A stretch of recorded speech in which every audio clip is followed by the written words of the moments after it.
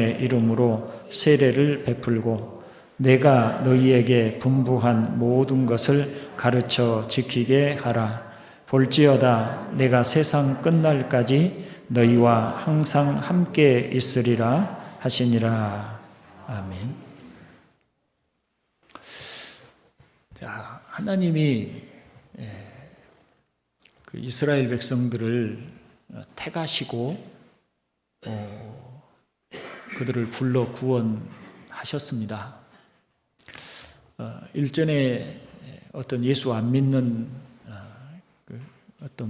어떤 분이 저에게 이런 질문을 했어요.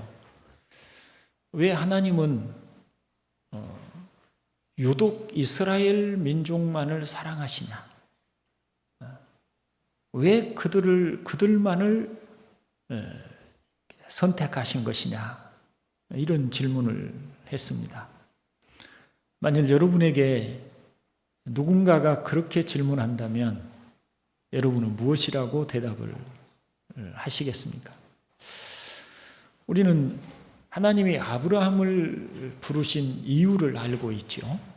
아브라함을 불러서 의와 공도를 행하는 그런 나라를 만드시겠다. 그런 세상을 만드시겠다. 이것이 하나님이 아브라함을 부르신 목적이었고, 아브라함의 후손인 이스라엘을 부르신 목적도 그와 같았습니다. 그래서 그들을 제사장 나라로 삼아서 거룩한 백성, 하나님께 구별되어 하나님이 주신 율례와 법도를 따라서 살아가는 그런 나라를 이루시려고 하는 목적을 가지시고 하나님이 이스라엘을 택하시고 선택하신 것이죠. 그 하나님의 율법을 따라 사는 나라, 그 율법의 정신을 요즘 우리가 새벽에 신명기 말씀을 통해서 보고 있는데요. 하나님의 율법은 크게 두 가지의 정신이 흐르고 있죠. 하나님이 처음에 아브라함에게 불러 말씀하셨던 의와 공도, 즉 공의로운 나라, 공의로운 세상, 이게 첫 번째이고요. 두 번째, 사랑입니다. 모든 율법에 흐르고 있는 정신은 반드시 사랑이죠. 좀 사족을 붙여보면 요즘 선거에 소위 조국당이 뜨고 있더라고요. 조국당이 뜨는데 그 사람을 지지하는 많은 분들이 조국 씨가 정의로운 분이 아닌데 왜 그분을 지지하냐고 하니, 조국이 좋은 일, 옳은 사람인 것은 아닌데, 지금 대통령도 그렇고 또 여당의 대표도 그렇고 똑같은 잘못을 해놓고 왜 조국 씨만 피해를 보냐, 뭐 이런 이야기를 하는 분들도 있더라고요. 우리는 세상에서 정의로움이란 찾아보기가 쉽지 않습니다. 그러나 하나님이 바라시는 세상은 정의로운 세상입니다. 정의로운 사람이 지도자가 되고 정의로운 사람이 그 백성들의 통치자가 되고, 그래서 백성들을 정의로운 세상으로 이끌려고 하는 그런 나라를 하나님이 이루시기를 원하셨던 것이죠. 또 사랑입니다. 그래서 모든 율법의 정신 속에는 다 그 안에 하나님의 사랑의 성품이 있죠. 그래서 정의와 사랑이 함께 공존하는, 구별된, 세상의 다른 사람들과 구별된 그런 하나님의 자녀들의 세상, 이게 이제 하나님이 이스라엘 백성을 통해서 이루시려고 하는 그런 뜻이었어요. 이 뜻이 이제 하나님이 출애굽기 이스라엘 백성들을 애굽에서 이끌어내시면서 그들에게 하나님의 뜻을 가르쳐 주셨고, 그래서 선지자들은 이스라엘 백성들이 어긋난 길을 갈 때마다 언제나 이스라엘 백성들에게 말했던, 그들을 지적할 때마다 했던 말은 너희를 하나님이 애굽에 종살이 하던 데서 이끌어낸 목적이 무엇인지 생각해 봐라. 하나님이 어떤 사랑으로 너희를 그곳에서 이끌어내었는지, 그러므로 너희를 어떤 백성을 삼으시려고 했는지 그것을 너희가 떠났다. 그런 의와 공도와 사랑이 있는 세상을, 그런 나라를, 그런 삶을 너희가 떠났다. 그래서 하나님의 심판을 받을 수밖에 없게 되었다. 이게 이제 선지자들이 이스라엘 백성들을 지적했던 바예요. 그러니까 하나님께서는 선지자들을 통해서 언제나 그들에게 주신 잣대, 이스라엘 백성들을 너희가 옳다 그르다, 너희가 참 잘하고 있다 못하고 있다라고 하는 그 기준이 어디가 있냐면 출애굽기에, 출애굽, 하나님이 너희를 왜 애굽에서 불러 구원하셨고 너희를 어떤 백성을 삼으시려고 너희를 이끌어냈는지 아느냐. 그게 이제 기준이에요. 거기서 벗어나면 악이고 하나님의 목적을 잃어버린 이스라엘이 되는 것이고, 그 목적 안에서 살도록 하신 것이죠. 자, 이제 이스라엘은 그 육적 이스라엘은 이제 그 하나님의 어떤 예수 그리스도가 오심으로 그들의 임무가 다 끝났습니다. 이제는 마치 나무로 하면 밑둥만 남겨두고 잘라버린 거예요. 잘라버리고 그 밑둥 남은 거, 그 밑둥이 뭐예요? 아브라함으로부터 이어지는 하나님의 백성이라고 하는 그 뿌리예요. 그 뿌리 위에다가 우리를 접붙인 것이죠. 우리를 접붙이신 거예요. 그래서 이제는 우리를 향해서 영적 이스라엘이라고 하는 거예요. 영적 이스라엘. 그래서 교회가 바로 영적 이스라엘이 되는 것이죠. 그러면 여러분, 교회는 어떤 사명을 이어받은 것입니까? 바로 아브라함에게 말씀하셨고 이스라엘 백성을 출애굽할 때 주셨던 바로 그 사명을 이어받는 것이 교회이어야 한다. 이런 말씀을 지난주에 드렸었습니다. 그래서 우리 교회의 존재 이유가 뭐냐? 교회가 왜 존재하게 되느냐? 왜 하나님은 이 땅에 교회를 세우셨냐? 그 아브라함에게 하셨던 의와 공도 그리고 사랑이 있는 바로 그런 곳을 이 세상 중에 바로 그런 세상, 그런 공동체를 이루시려고 하시는 그런 하나님의 뜻이 교회를 이 땅에 두신 이유다. 교회가 그런 하나님의 뜻을 잃어버리면 하나님의 뜻에서 벗어난 이스라엘을 하나님께서 심판하실 수밖에 없으셨던 것처럼 교회 또한 하나님의 심판에서 예외가 될 수가 없는 것이죠. 교회는 본질적으로 교회는 영원합니다. 그러나 실제적으로 교회는 영원하지 않습니다. 무슨 말이냐면 교회는 예수 그리스도의 몸이라는 의미에서, 영적 의미에서 교회는 영원하지만 실제적인 지상에 있는 교회는 그 사명을 감당하지 못하면 주님이 뭘 옮겨버리신다고요? 촛대. 즉 주님이 계시지 않고 떠나버리신다고 하셨어요. 그게 이제 소아시아 7교회를 통해서 주셨던 말씀이죠. 그들이 하나님이 주신 교회가 하나님이 주신 그 정체성을, 사명을 잃어버릴 때 하나님은 그 교회를 떠나신다. 예수님은 그 교회를, 교회의 머리이신 예수님은 그 교회를 떠나신다. 너희가 돌이켜 회개하라. 그렇지 않으면 촛대를 옮기겠다.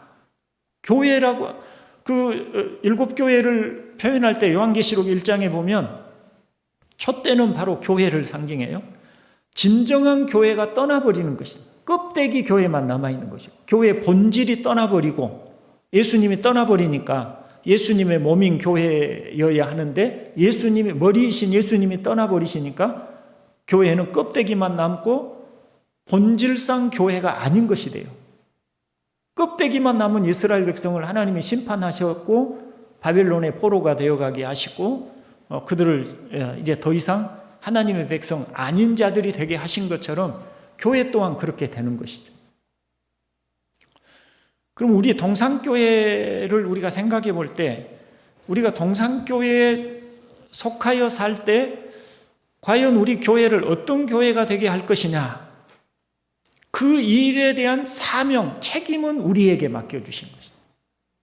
그래서 우리는 그 사명을 감당해 가야 돼요. 오늘 본문에도 보면 그러므로 너희는 가서 모든 민족을 제자로 삼아 아버지와 아들과 성령의 이름으로 세례를 베풀고, 이 세례를 베풀고는 소위 말하면 복음을 전하여 예수 믿게 하라 그 말이죠.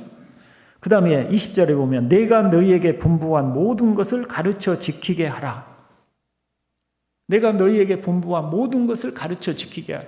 그냥 교회에 와서 예수 믿고 구원받아서 그냥 살다가 천국 가라 그런 말이 아니라 하나님의 백성으로서의 교회의 사명을 감당할 수 있도록 주님이 가르쳐 주신 것들을 가르쳐 지키도록 그렇게 하라. 그래서 교회는 주님의 가르침을 받아서 살아가야 하는 공동체인 것이죠. 그리고 교회에게 주신 정체성이 뭡니까? 바로 의와 공도, 그리고 사랑이 흐르는 그런 교회를 만드시겠다는 것이 그 주님의 뜻이죠. 논리적으로 보면 흑암의 권세 아래 우리가 살고 있었습니다. 흑암의 권세 아래 살던 때는 우리가 예수 믿기 이전이죠.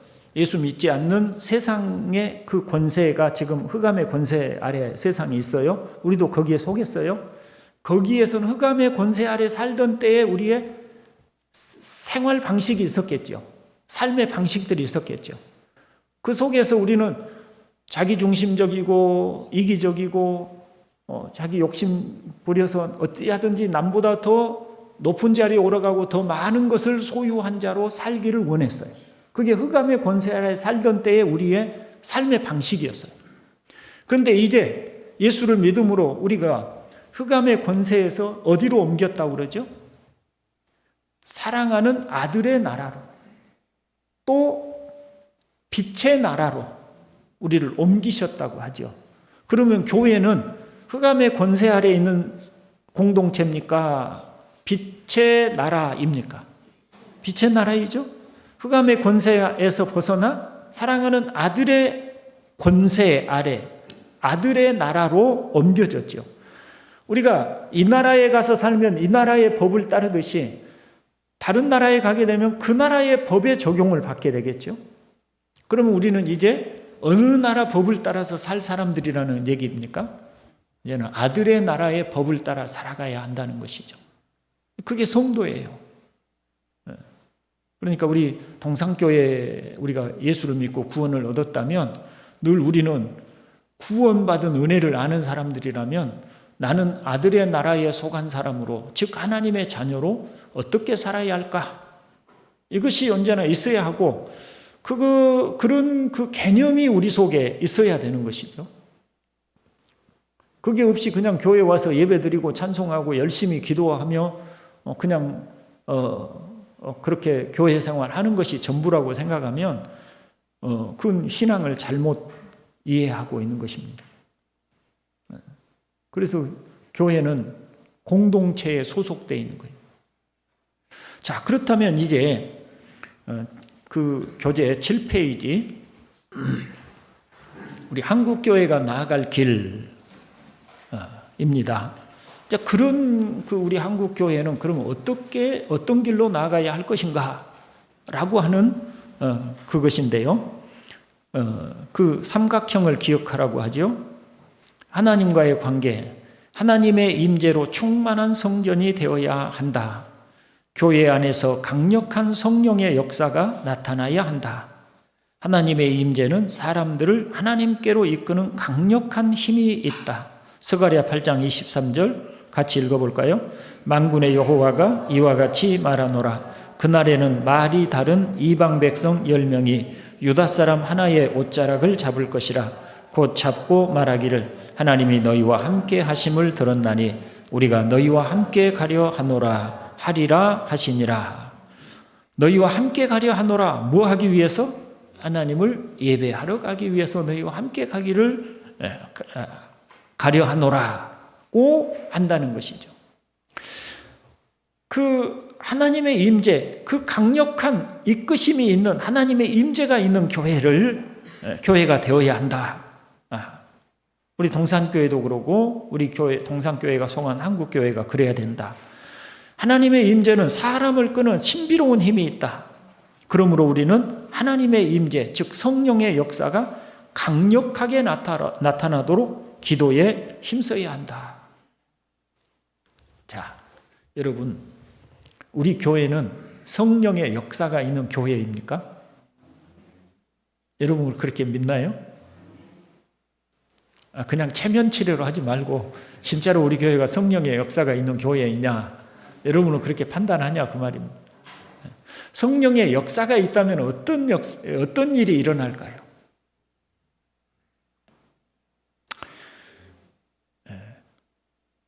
진리를 사모하고 사랑하고 진리를 따라 살고자 하는 몸부림이 있는 성도들이 있겠죠. 왜냐하면 성령은 예수 그리스도의 가르침을 생각나게 하고 진리로서 우리를 이끄는 그 분이시니까, 여러분이 생각할 때 우리 동산교회 성도들은 하나님의 진리를 배우고자 하는 열심이 있나요? 진리를 따라 살고자 하는 몸부림이 있는 성도들이 우리 교회에 있습니까? 그렇다면 우리 교회는 성령이 역사하는 교회라고 할 수 있는데, 또한 성령의 역사가 있다면 안 믿는 사람들이 예수 그리스도를 믿어서 거듭남이 있겠죠. 거듭나는 역사. 그런 면에서 우리 교회는 좀 아쉬움이 있죠. 복음을 전도하는 전도가 부족한 교회이기도 하고, 또 우리 교회에 와서 예수 믿고 거듭난 신자들이 눈에 띄게 많이 나타나지 않는 그런 교회라는 점에서 우리가 아쉬움이 있습니다. 아까 본문 속에 아버지와 아들과 성령의 이름으로 뭘 주고요? 세례를 주고, 그래서 예수 믿는 믿음의 사람으로 거듭나게 하는 그런 그 전도, 복음 증거와 복음으로 말미암는 열매가 있는 그런 교회가 성령의 역사가 있는 교회다. 이렇게 우리가 크게 볼 수 있어요. 자, 그런 면에서 우리 동산교회도 더 힘써야 할 것은 우리 교회가 성령의 역사가 있는 교회가 되기를 힘써야 할 것입니다.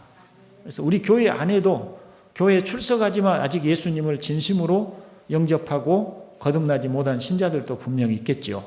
그들을 거듭나도록 기도하고 성령의 역사로 그들이 예수님을 자신의 구주로 영접하도록 우리가 기도하고, 그래서 우리 교회 안에 조금씩 전에는 믿음이 없었던 사람이고 그냥 형식적으로 교회 다녔던 사람들인데 이제는 진짜 예수를 믿고 거듭남이 확실하게 있는 그런 성도들로 변화돼가는 그런 모습들이 있을 때 성령의 역사가 있다고 하겠죠. 그런 우리 동산교회가 되도록 우리가 힘써 나갈 수 있기를 바랍니다. 그래서 하나님의 역사가 있는 교회가 되면 교회로 온단 말이죠, 사람들이. 왜냐하면 이곳에 하나님의 임재가 있으니까. 하나님의 택한 백성들은 이 교회를 오게 돼 있어요. 성령의 역사가 있으면. 그 다음에 두 번째, 인간과의 관계. 가족 공동체와 한몸 공동체를 이루어야 한다. 달리 말하면 교회 안에서 예수님이 가르치신 혁명적 사회, 초기 이스라엘의 이상적 사회를 건설해야 한다. 그러면서 사회 정의에 힘써야 한다. 권력은 집중되지 않고 분산되어야 한다. 이스라엘 12지파에게 분산된 것처럼 권력이 집중되면 반드시 부패하고 권력을 남용하게 된다. 독재하게 된다. 지도자는 힘으로 지배하려고 하지 말고 섬기는 리더십을 행사해야 한다. 선한 목자가 되어야 한다. 경제적으로 부가 소수에게 집중되어서는 안 되고 모두가 골고루 잘 사는 사회를 이루어야 한다. 사회적으로는 차별 없는 사회가 되어야 한다. 인종차별, 사회계급차별, 성애차별, 외국인 차별, 장애인 차별 등이 있어서는 안 된다. 인간은 모두가 다 하나님의 형상으로 창조된 고귀한 존재들이다. 특별히 가난하고 연약한 자들도 안심하고 살 수 있는 사회를 이루어야 한다. 약자들이 힘이 없어 억울한 일 당하는 일이 없도록 교회가 노력해야 한다. 역사적으로 교회는 식민 제국주의와 결탁하고 더러운 이익에 빨대를 꽂고 이익을 빨아먹었다. 우리나라에서도 교회가 독재 정권에 협력하고 큰 혜택을 본 일들이 많이 있다. 지금도 교회 지도자들이 정치 권력과 결탁하여 더러운 이익에 참여하고 있다. 그래서 의식 있는 사람들은 교회를 싫어한다. 교회는 아름다운 공동체를 이루고 또 사회 정의에 힘써야 한다.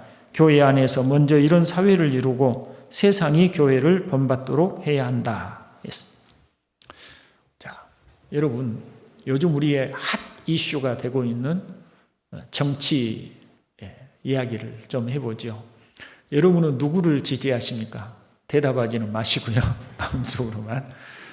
자, 사람들과 토론할 때 나는 누가 좋더라, 나는 누가 좋더라, 나는 누가 국회의원이 돼야 된다고 생각한다, 나는 어떤 사람이 대통령이 돼야 된다라고 생각한다 라고 여러분들이 대화할 때 적어도 우리 그리스도인들만큼은 저는 이야기의 관점이 달라야 한다고 생각을 합니다.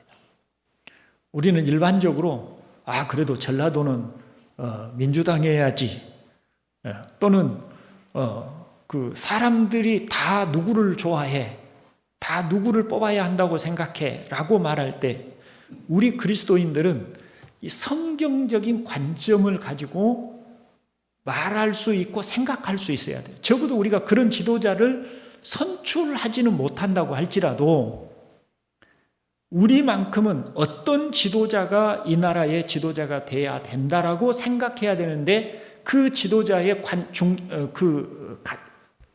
기준은 성경적 가치관에 따른 지도자입니다. 그러니까 우리는 지역별로 또는 어떤 특정한 정당에 대한 이야기를 할 것이 아니고 그리스도인들은 적어도 모여서 어떤 정치 이야기를 할 때도 누가 정말 섬김의 리더십을 가지고 있는가, 누가 사회적 약자들을 돌보려고 하는 사람인가, 관심을 누가 그런 데 관심을 더 가지고 있는가.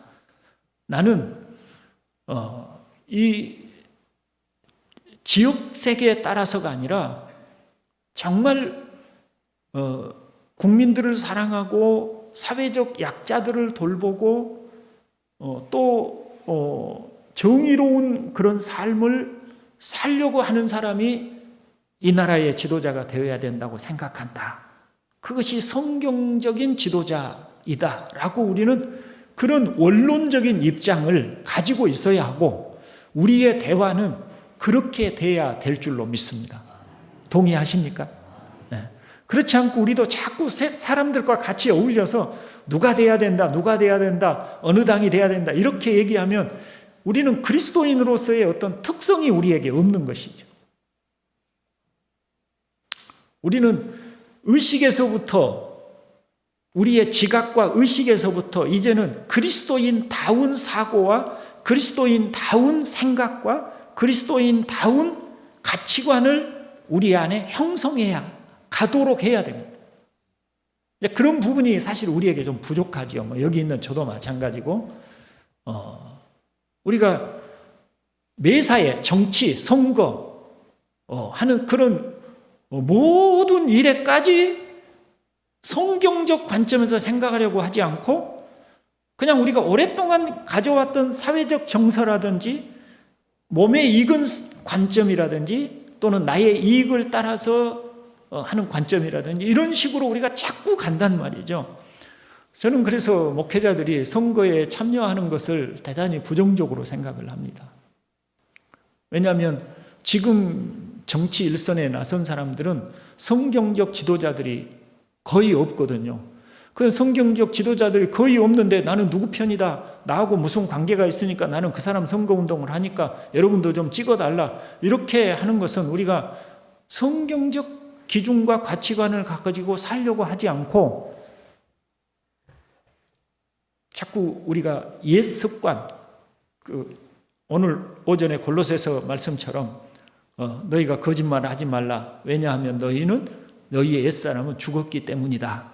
이런 이제는 그리스도 예수 안에서 지식에까지 새롭게 함을 받은 그런 삶을 우리가 살아야 되는데 그런 것이 우리의 일상 구체적인 생활 속에서 잘 적용되지 않고 있는 현실 속에 우리가 있단 말이죠. 그런데 이렇게 말씀을 배우면서 하나하나 이런 것들이 아니었구나라고 하는 것들을 우리가 인식하고 깨달고 앞으로는 우리가 그런 생각과 관점을 가지려고 노력해야 될 줄로 믿습니다. 우리가 아직 훈련이 되지 않고 습관이 되지 않았기 때문에 그렇게 한 것인데 이제는 배우고 깨달아가면서 그런 관점을 조금씩 우리가 벗어나야 된다라고 하는 이야기죠. 그래서 요즘 가끔 뭐 어디서 전화가 울려서 받아보면 뭐 자유통일당 정광훈 목사입니다 막 하는 그런 들려오는데 저는 참 싫어합니다. 왜냐하면 그분들이 정말 섬기는 리더십으로 사회적 약자들을 섬기기 위한 목적으로 정치를 하려고 한다고 하면 얼마든지 그 의지가 분명하다면 지지할 의도도 있습니다. 그러나 그런 의지가 아니고 권력에 대한 욕망, 권력을 가지고 자기들의 기독교라는 이름을 내세울지라도 권력에 대한 욕망을 가지고 그 권력을 누려보고 싶은 그런 자신들의 이익을 위해서 권력을 이용하고 싶은 그런 것들이 눈에 번연히 보이고 있는데 그게 기독교인이라고 하는 이유 때문에 우리가 지지하느냐? 아닙니다. 우리는 기독교적인 정신을 가지고 있는가? 그리고 어쩌면 우리가 좀 더 깊이 들어가 보면 여러 후보들이 있을 때 누가 어느 당에 속했느냐가 아니라 누가 그동안의 삶의 과정, 여정이 가난한 자들과 약자들을 위한 삶을 살아온 사람인가, 또 사회 정의를 옳게 세우려고 노력한 사람인가를 보고 우리는 그 사람이 정당과 상관없이 그런 사람을 선출하려고 하는 그런 의지가 우리 기독교인들에게는 적어도 있어야 한다고 생각을 해요. 왜냐하면 하나님이 그런 세상을 원하시고 그런 세상을 세우기를 바라시고 우리를 불러 구원하신 목적이 그런 하나님의 나라를 이루시려고 하는 뜻이니까 불신 세상이지만 기독교인들이 어떤 것을 판단하고 행하려고 할 때는 적어도 그런 정신은 우리가 가지고 있어야 된다라고 하는 것입니다. 정치 이야기는 워낙 민감해서 어려운 이야기지만 제 말이 동의가 되시나요? 네. 그래서 우리가 작은 부분, 세세한 부분에 이르기까지 기독교적인 그런 정신을 좀 가졌으면 좋겠습니다. 그 다음에 작은 3번, 땅과의 관계. 지금은 기후변화와 환경 파괴가 심각한 문제가 되고 있다. 그러므로 환경 보호에도 힘써야 한다. 자, 여기서 저는 우리 교회에 좀 한번 제안해 보고 싶은 생각이 있어요. 그 잘 쉽지 않아서 우리가 습관적으로 쉽지 않아서 잘 못했던 일인데 우리가 그 냉장고에서 음료수 팩을 들고 마시고 그냥 쓰레기와 같이 우리가 버리잖아요.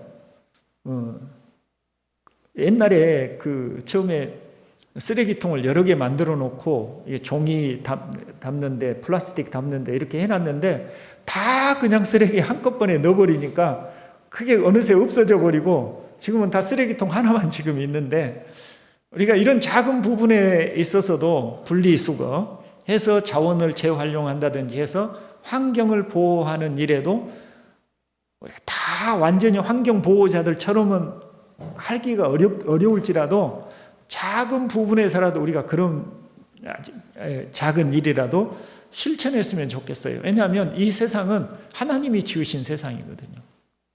하나님이 지으신 세상이고 하나님이 우리에게 주신 자원들인데 그것들을 함부로 낭비하고 우리가 함부로 하는 것들은 바람직하지는 않다고 생각을 해요. 그래서 누군가 우리 교회도 좀 여기에 오후 예배에 참석하신 분들이라도 앞으로 그런 문제에 좀 관심을 가지고 쓰레기통도 이왕 좀 다시 만들어서 또 종이는 종이대로 분리수거를 해서 다시 재사용을 한다든지 이런 환경보호에 관한 일들도 조금은 우리가 신경을 좀 더 썼으면 좋겠다 하는 그런 생각을 해봅니다. 자, 4번. 위 세 가지 일에 힘쓰면서 열심히 복음을 전해야 된다. 감탄할 만한 매력을 발산하면서 복음을 전해야 한다. 1번과 2번과 3번이 안 되면 복음 전도도 어렵다. 한국의 모든 교회가 다 전도에 나름대로 힘써왔다. 그런데 왜 한국 교회는 날이 갈수록 쇠퇴해 가는가? 1번과 2번과 3번을 소홀히 했기 때문이다. 존재 목적을 상실한 교회는 앞으로 도태될 것이다. 이스라엘이 존재 목적을 상실했을 때 처참하게 멸망당했다. 그러나 존재 목적에 신실하면 반드시 부응한다. 세상에 복이 되는 교회가 될 것이다. 무슨 의미인지 아시겠죠? 교회가 세상에 지금은 아쉽게도 세상 사람들이 교회를 바라볼 때 영적으로 자신들과 다르기 때문에 미워하거나 배척하는 것이 아니라 교회가 자신들의 기준에서 봐도 교회다운 어떤 그들이 신뢰를 보낼 만한 그런 부분들까지 다 상실해 버렸기 때문에 세상이 교회를 배척하는 더 큰 이유가 되고 있어요. 자신들과 영적으로 다르기 때문에 싫다, 밉다, 이것은 100번 맞는 말입니다. 그래야 됩니다.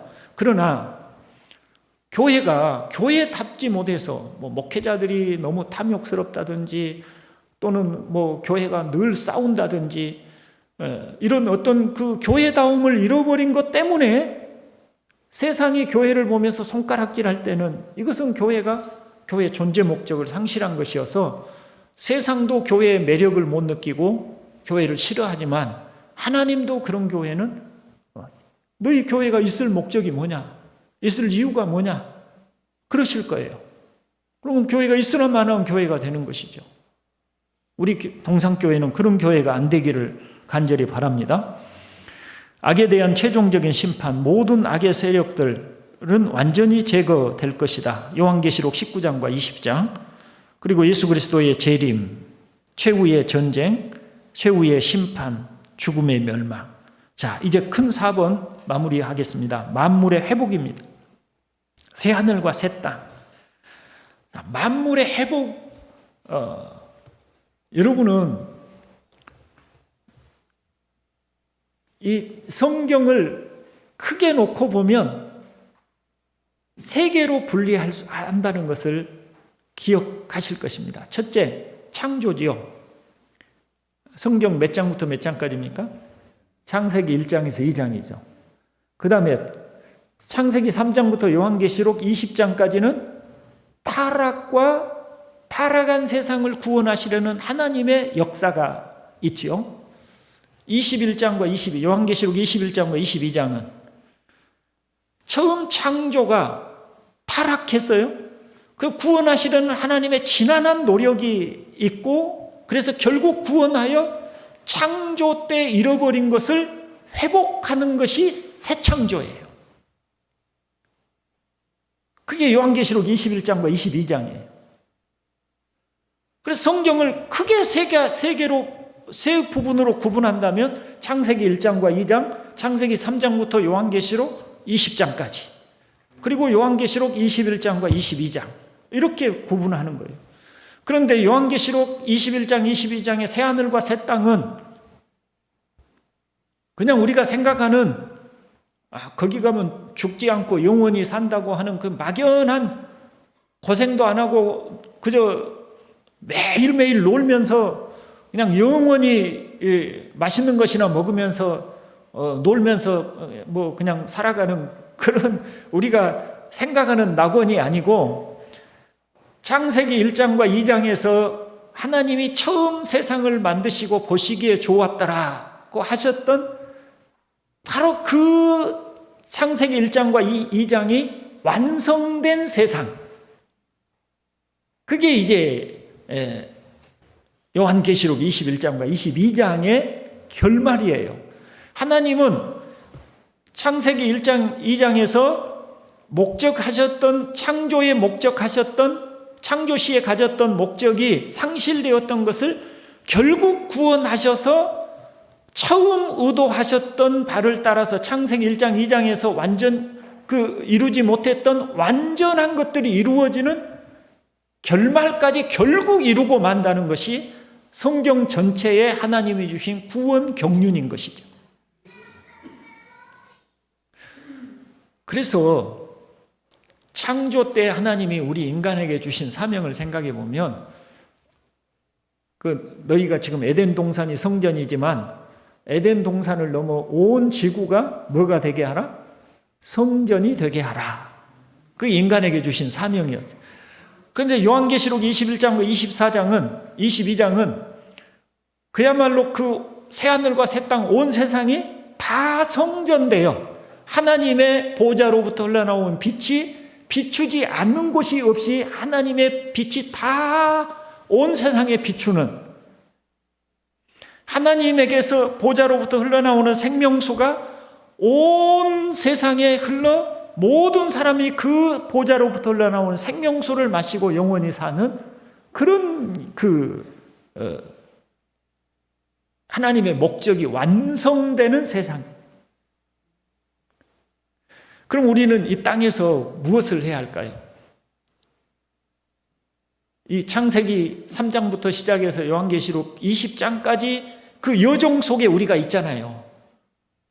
이제 그 마지막 종점을 예수님이 재림에 오셔서 이제 찍으실 텐데, 종결하실 텐데, 그 시기까지 우리가 지금 여기에 있잖아요. 그 시기까지 우리가 지금 무엇을 해야 할까? 그것은 우리가 비록 이 땅에서 완전치는 못하지만 그 앞으로 이루어질 천국의 사명을 이 땅에서부터 우리가 조금씩 실현해 가고 있어야 돼요. 세상과 구별된 교회로서. 그래서 아까 정치를 대할 때는 우리가 이렇게 대해야 되고, 사회적으로는 또 가난한 사람들이나 연약한 사람들이나 이런 사람들을 우리가 돕고 섬기는 일도 해야 하고 그렇습니다. 제 마음속에 요즘 TV 보면 그 국제 구호 기구들이 많이 있잖아요. 뭐 유니세프라든지 국경 없는 의사회라든지 막 그 광고 많이 나오죠. 한편으로 생각하면 그것을 운영하는 사람들이 잘못 운영하거나 자기들의 이익을 탐하는 경우들도 없지 않아 있어서 주저가 될 때도 있지만, 언제나 저는 그것을 보면서 마음에 부담감이 있었어요. 과거에 좀 했었는데 어느 순간부터 그걸 하지 못하고 항상 부담감만 가지고 있었어요. 그러나 그 사람들의 운영하는 사람들의 어떤 부정한 모습들이나 이런 것들을 보고, 그러기 때문에 나는 하고 핑계대는 것이 아니라, 이 세상 속에 내가 속에 있을 때 세상의 가난한 자들과 약자들과 병든 자들을 위해서 내가 할 수 있는 일이 아주 작은 힘이라도 보탤 수 있으면 좋겠다. 그래서 여러분 생각하다가 저도 어느 기구에 아주 작은 것이지만 시작을 또 해서 해 나가고 있습니다. 근데 이런 부분들이 우리 그리스도인들이 아주 작은 일이지만 우리들이 사회적 약자, 왜냐하면 우리가 하나님의 백성이니까. 하나님의 백성, 하나님은 그 햇볕을 악인과 선인에게 다 골고루 비춰주시고, 비를 악인과 선인에게 다 골고루 내려주시는 분이니, 예수 안 믿는 사람이라고 하더라도 우리가 그 사람들에게 도움이 될 수 있다면 우리는 그런 선한 마음에 동참하는 것, 사회적으로 우리가 그렇게 할 수 있는 것, 또 우리가 우리 주변의 어려운 이웃들을 살피는 일 같은 경우들, 이런 일들을 또 우리가 하나님의 백성으로서 해야 할 그런 사명들이라고 할 수가 있겠고요. 무엇보다도 교회 안에 믿음의 형제들을 사랑하고 살피고